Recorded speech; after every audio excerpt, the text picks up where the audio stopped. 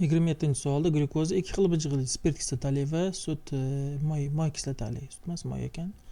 Moy kislotali bijg'ayapti. E'tibor olingan gazlar aralashmasi mana bu gazlar aralashmasi. Ishqor eritmasi yutirilganda hajm 6 marta kamaygan bo'lsa, glyukoza necha foizi spirtli bijg'agan deyapti. Yana e'tibor beringlar. Gazlar aralashmasi 6 marta kamaygan. O'zi e'tibor beringlar. 2 bo'lsa 6 mol turibdi. 6 marta kamaygan, ya'ni 1 bo'lib qolgan. Ya'ni mana vodorod 1 bo'lgan. Ya'ni 6 mol bo'lgan, 6 marta kamaygan, 6 ga bo'laveradigan 1 mol bo'lib qolgan. Ya'ni qolgan narsa mana bu kirishib ketgan. Karbonat angidritimiz kirishib ketadi ishqor bilan. Masalan, kaliy OH bilan kirishib, kaliy karbonat hosil qilib yuboradi.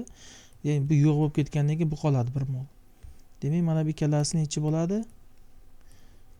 O'pish hammasi 6 edi. Bu ikkalasi endi 5 bo'lib qoladi. Proporsiya qiladigan bo'lsak, mana bu 1 bo'ladi, bu 4 qoladi.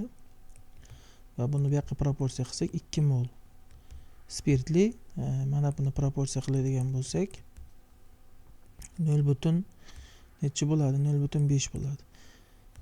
Bu esa moy kislotali bijg'agan. Savolda aytyapti, glyukoza necha foiz spirtli bijg'agan?